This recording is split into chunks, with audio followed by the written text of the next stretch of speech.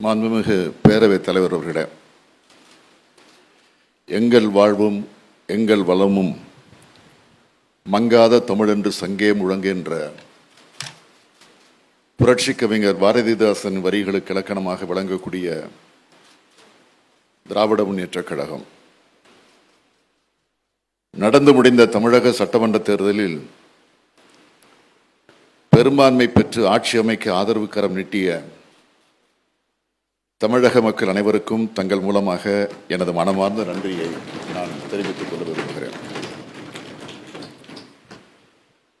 செந்தமிழால் செய்த உடல், செங்கோலால் செய்த விரல், வெண்கலத்தால் செய்த குரல், வெற்றிகளால் செய்த கடல், சங்கநூல் செரித்த குடல், சரித்திரத்து ஞானக்கடல், நெஞ்சமெல்லாம் தமிழன்னை, நினைப்பதெல்லாம் தமிழன்னை என்று கவிஞர் தனியர் செல்வனால் போற்றப்பட்ட முத்தமிழறிஞர் நம் நெஞ்சமெல்லாம் அன்றும் இன்றும் என்றும் வாழ்ந்து கொண்டிருக்கக்கூடிய நம்முடைய தலைவர் கலைஞர் அவர்களை வணங்கி என்னுடைய உரையை நான் தொடங்குகிறேன். மாண்புமிகு பேரவைத் தலைவர் அவர்களே, தாங்கள் இந்த இருக்கையில் அமர்ந்திருப்பதை பார்க்கும்போது என் நெஞ்சம் அடையும் மகிழ்ச்சிக்கு அளவே இல்லை. எந்த அளவுக்கு தாங்கள் உணர்ச்சி மயமாக இப்பொழுது அமர்ந்திருக்கிறீர்களோ அதைவிட அதிகமாக நான் உணர்ச்சியும் பெருமையும் பூரிப்பும் அடைந்து கொண்டிருக்கிறேன். இங்கே எல்லோரும் குறிப்பிட்டு சொன்னார்கள், அனைத்து தொலைக்காட்சி விவாத மேடைகளிலும் கம்பீரமாக உட்கார்ந்து பல்வேறு விவாதங்களில் பங்கெடுத்து கருத்தோடும் சுவையோடும் பேசக்கூடிய தங்களது விவாதங்களை தொடர்ந்து கவனித்துக் கொண்டிருக்கக்கூடியவன் நான். அந்த வகையில் ஆக்கபூர்வமான விவாதத்திற்கு புகழ்பெற்ற ஜனநாயக மன்றமாக விளங்கிக் கொண்டிருக்கக்கூடிய இந்த சட்டமன்றத்தினுடைய பேரவைத் தலைவராக தாங்கள் போட்டியின்றி தேர்ந்தெடுக்கப்பட்டிருப்பது எங்களுக்கெல்லாம் மிகுந்த பெருமை அளிப்பதாக இருக்கிறது. மாண்புமிகு பேரவைத் தலைவர் அவர்களே, தாங்கள் ஏற்றிருக்கும் பேரவைத் தலைவர் பொறுப்பு நாட்டின் சுதந்திரம் மற்றும் விடுதலையின் சின்னம் என்று இந்தியாவினுடைய முதல் பிரதமரான பண்டித ஜவஹர்லால் நேரு அவர்கள் சொன்னார்கள். அவைத் தலைவர் பேரவையை குறிப்பவர். அவையினுடைய கண்ணியம், சுதந்திரத்தன்மை ஆகியவற்றின் அடையாளம் பேரவைத் தலைவர் என்று நேரு அவர்கள் குறிப்பிட்டு காட்டியிருக்கிறார்கள். அந்த சுதந்திரத்தின் ஜனநாயகத்தின் அடையாளமாக தாங்கள் வீற்றிருக்கிறீர்கள். கதர் ஆடையில நீங்கள் அமர்ந்திருக்கிறீர்கள். தூய்மையின் அடையாளமாக, வெள்ளை உள்ளத்தின் அடையாளமாக இந்த மன்றத்தின் உறுப்பினர்களுக்கெல்லாம் நீங்கள் இன்றைக்கு காட்சி தந்து கொண்டிருக்கிறீர்கள். இந்த 16வது சட்டமன்றத்தில் தங்கள் பேரவைத் தலைவராக வந்திருப்பது இந்த மாபெரும் மன்றத்திற்கு பெருமை அளிப்பதாக அமைந்திருக்கிறது. இந்த மாமன்றத்தில் இருந்த பேரவைத் தலைவர்கள் அனைவரும் இந்த அவைக்கு பல்வேறு பெருமைகளை சேர்த்து தந்திருக்கிறார்கள். அதிலும் குறிப்பாக சொல்ல வேண்டும் என்று சொன்னால், தென் மாவட்டத்தை சார்ந்தவர்களே அதிகமாக பேரவைத் தலைவர்களாக இருந்திருக்கிறார்கள். தென் மாவட்டத்தை சார்ந்தவர்கள் மரியாதைக்குரிய திரு எஸ் செல்லபாண்டியன் அவர்கள், திரு சீபா ஆதித்தனார் அவர்கள், திரு PH பாண்டியன் அவர்கள், திரு முனைவர் மு தமிழ்குடி மகன் அவர்கள், திரு சேடப்பட்டி இரா முத்தையா அவர்கள், திரு PTR பழனிவேல்ராஜன் அவர்கள், திரு காளிமுத்து அவர்கள், திரு இரா ஆவுடையப்பன் அவர்கள். தற்போது தாங்கள் பேரவைத் தலைவராக தேர்ந்தெடுக்கப்பட்டிருக்கிறீர்கள். இந்த பேரவையை ஜனநாயக மாண்புடன் நடத்திடும் திறமை படைத்தவர்களாக பேரவைத் தலைவர்கள் இருந்திருக்கிறார்கள். தாங்களும் இந்த பேரவையை ஜனநாயக ரீதியில அந்த மரபு வழி நின்று நிச்சயம் நடத்துவீர்கள் என்பதில் யாருக்கும் எல்லளவும் சந்தேகமில்லை. இந்திய நாட்டினுடைய விடுதலைக்கு பிறகு 1952ஆம் ஆண்டு நடந்த முதல் பொது தேர்தலில் வெற்றி பெற்ற உறுப்பினர்களை கொண்ட முதல் சட்டமன்றம் கூடிய இடம்தான் இந்த இடம். மொழி வாரியாக மாகாணங்கள் பிரிப்பதற்கு முன்னதாக 375 உறுப்பினர்கள் சென்னை ராஜதானியில் இருந்ததால் அனைவரும் உட்காரக்கூடிய வசதியோடு புதிய பேரவை கட்டடம் அரசினர் தோட்டத்தில் அப்பொழுது கட்டப்பட்டது. அதில்தான் முதல் 5 ஆண்டு காலம் பேரவை நடந்திருக்கிறது. மொழி வாரியாக மாகாணங்கள் பிரிக்கப்பட்டதற்கு பிறகு தமிழ்நாடு சட்டமன்றத்திற்கான உறுப்பினர் தொகை குறைந்த பிறகு செயின்ட் ஜார்ஜ் கோட்டையில் மீண்டும் சபை நடவடிக்கைகள் நடந்தன. அத்தகைய வரலாற்று சிறப்புமிக்க இடத்தில் கூட்டப்பட்டுள்ள இந்த கூட்டத்தில் தாங்கள் பேரவைத் தலைவர் இருக்கையில் அமர்ந்திருப்பது உள்ளபடியே பாராட்டுக்குரியது, மகிழ்ச்சிக்குரியது, பெருமைக்குரியது. உள்ளத்தால், அறிவாற்றலால், செயல்திறத்தால் வளர்ந்த தங்கள் தலைமையிலான இந்த அவையில நாங்கள் செயல்படுவதை ஒரு பொற்காலமாக நாங்கள் கருதி கொண்டிருக்கிறோம். நெல்லை மாவட்டம் காவல் கிணற்றுக்கு அருகிலே இருக்கக்கூடிய லப்பைக்குடிகாடு என்ற ஊரிலே பிறந்த தாங்கள் பள்ளி ஆசிரியராக வாழ்க்கையை தொடங்கி இருக்கிறீர்கள். காவல் கிணறு திரு இருதய மேல்நிலைப் பள்ளியிலே கணிதம் மற்றும் ஆங்கில ஆசிரியராக இருந்து அரசியல் ஈடுபாட்டின் காரணமாக ஆசிரியர் வேலையை விட்டு விலகி அரசியல் பணிக்கு வந்திருக்கிறீர்கள். மாணவர்களுக்கு ஆசிரியராக இருந்த தாங்கள் இப்பொழுது 234 சட்டமன்ற உறுப்பினர்கள் கொண்ட இந்த பேரவைக்கு தலைவராக பொறுப்பேற்றிருக்கிறீர்கள்.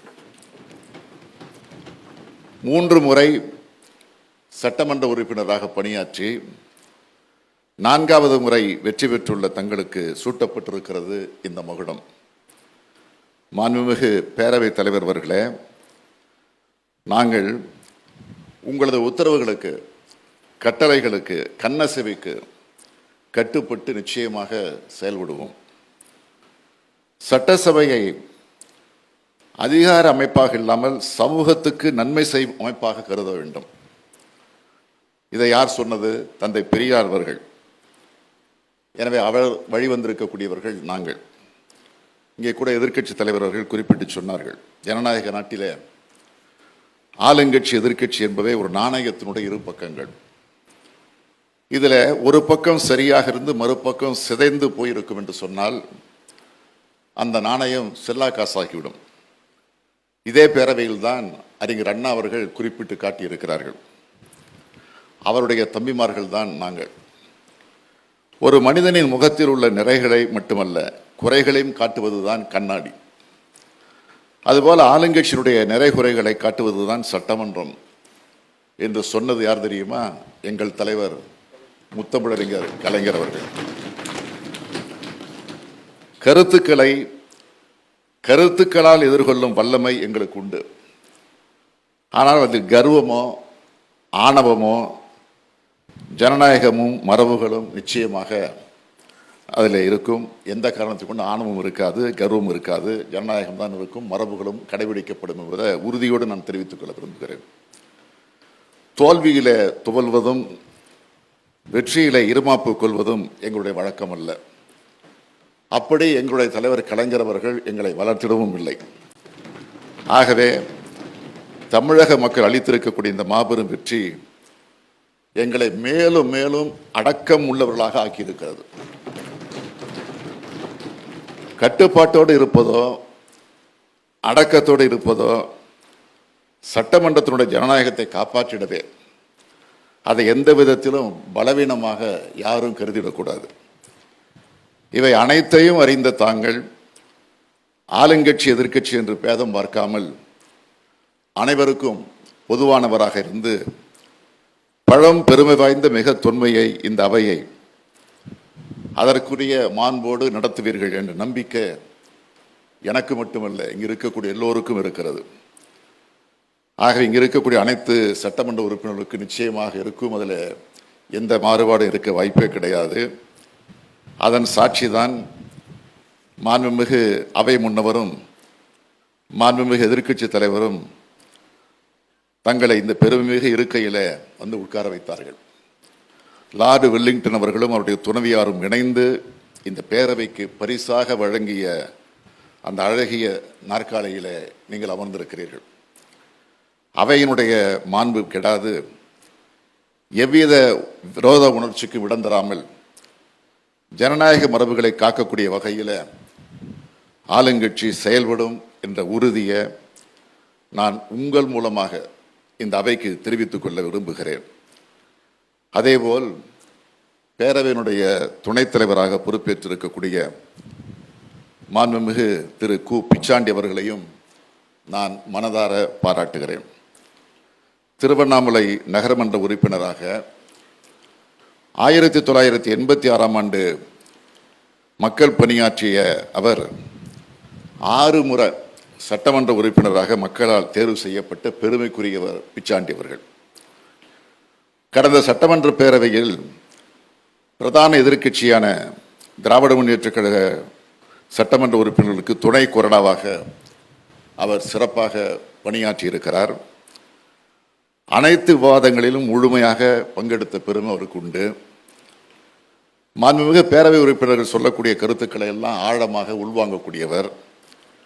அவை முன்னவர் அவர்கள் கூட இங்கே குறிப்பிட்டு சொன்னார்கள், பேரவை அலுவல் நேரம் நிறைவு பெறுகிற வரையில் ஏன் சில நேரங்கள் உணவை கூட, மதிய உணவை கூட மறந்து இந்த பேரவையிலே அமர்ந்து அந்த பேரவை நடவடிக்கைகளை கவனித்துக் கொண்டிருந்தவர் நம்முடைய பிச்சாண்டி அவர்கள். அனைவரோடு அன்போடு பழகக்கூடியவர், பாசத்தோடு பழகக்கூடியவர் மாண்புமிகு பிச்சாண்டி அவர்கள். எனவே பேரவை துணைத் தலைவராக அவரை நாம் தேர்ந்தெடுத்திருக்கிறோம். அவரையும் நான் மனதார பாராட்டுகிறேன், வாழ்த்துகிறேன். பேரவைத் தலைவருக்கு இந்த அவையின் மாண்பை காப்பாற்ற நிச்சயமாக துணைத் தலைவராக பொறுப்பேற்றிருக்கக்கூடிய பிச்சாண்டி அவர்கள் இருப்பார், இருக்க வேண்டும் என்று நான் கேட்டுக்கொள்கிறேன்.